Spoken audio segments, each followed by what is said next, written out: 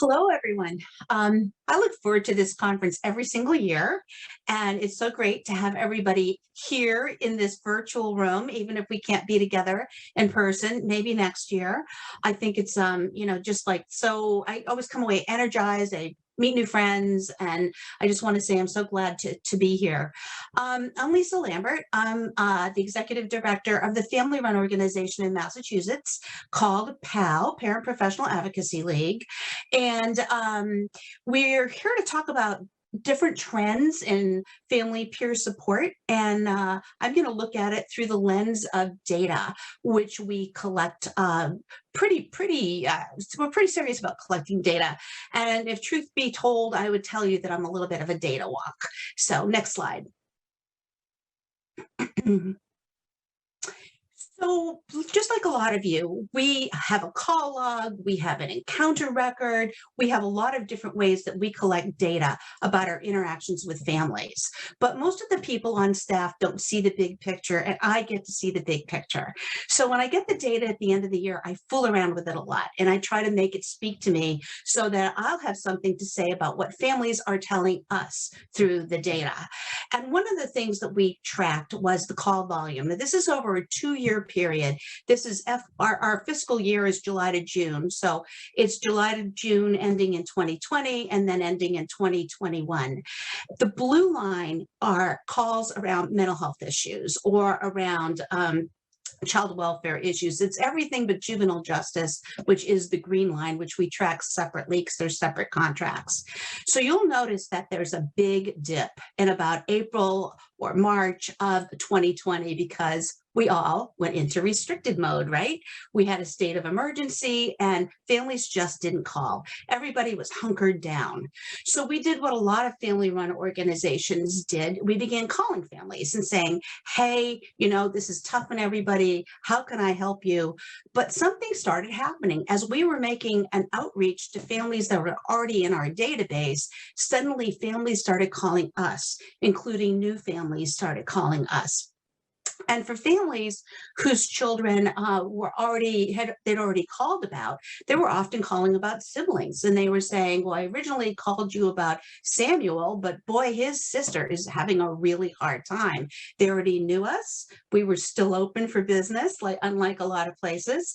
And so we got a lot of calls from families. I will say a lot of the needs of families were a lot more intense and a lot more complicated, which I'll talk about in a minute. But what I want to also note is look at the green line.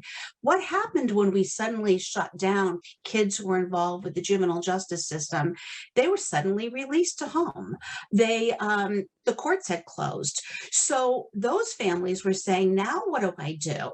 My child's released to home. They're not enrolled in school. We have remote school. And we had a huge spike with the, problems associated with kids who were involved with the justice system. Next slide. So here you'll see we started tracking about what we always track about why families call. The blocks that are highlighted in green show an increase. And from one year to the next, we doubled in the number of calls from families.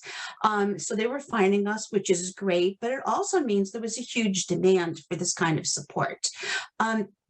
We also tracked what had happened in terms of the ages of the children, and you can see that pretty much stayed the same. The proportion of families with younger children or teens or transition age youth, they stayed pretty much the same. So that didn't really change over time. But the reason that they called changed a lot. We had less calls about basic needs. We had less calls about people calling because the landlord said, I'm going to kick you out because of your child's behavior. There was an eviction moratorium, right? We heard from families in our state anyway, there was increased SNAP benefits. Buses were delivering food to families. There were a lot of things like that going on. So the basic needs calls really were reduced.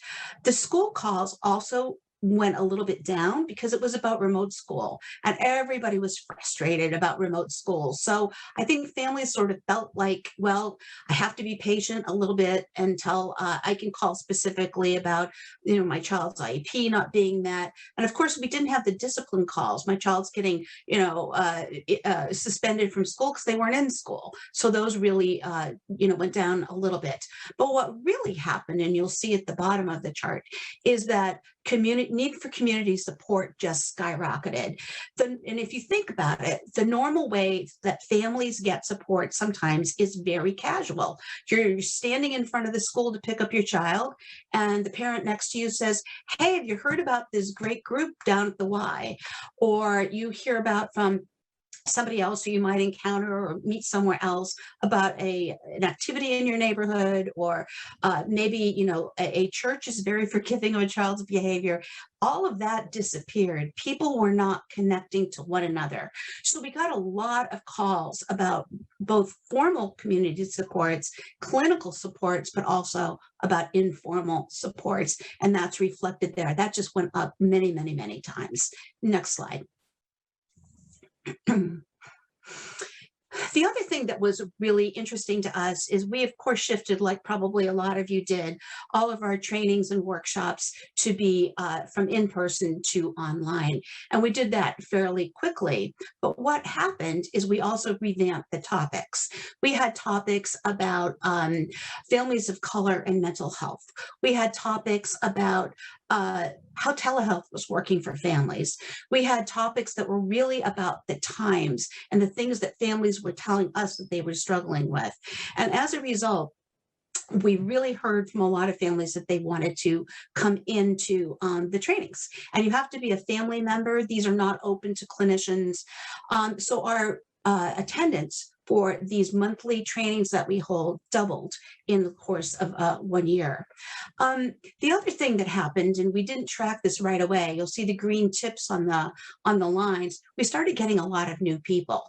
So what had happened is we finally realized we had a lot of new people. So we started asking the question, please register for this workshop, and have you ever attended one of our events before? And people were saying, no, I'm new. And that was really great to see, because we do a lot of marketing, which we'll talk about on the next slide, and we don't know if it's working or not, like many of you, and this was one way to find that out. And then the next slide. And so we wanted to figure out what made a difference. As I had said before, the demand for information, the demand for support, the demand for navigation, it just exploded. But the other thing, and I say this a lot to people in my state, decision makers and providers, parents moved online in droves. We are now being contacted by messaging on Facebook, by being tagged on social media sites, as much as we are by receiving a formal email or by receiving a formal phone call. So we moved online too. And we started being really creative about advertising things. We do a Facebook Live every Wednesday. That said, this slide says it has 500 views. We've had as many as 1,200 views every week on the Facebook Live by our staff. And our staff was really nervous about doing this, but they talk about topics that are really relevant for families, and then tell families, call us, contact us if you need some help. Our Facebook also exploded. And as I mentioned, we really, really reached a lot of new families, and we got to hear about what their demands were as well.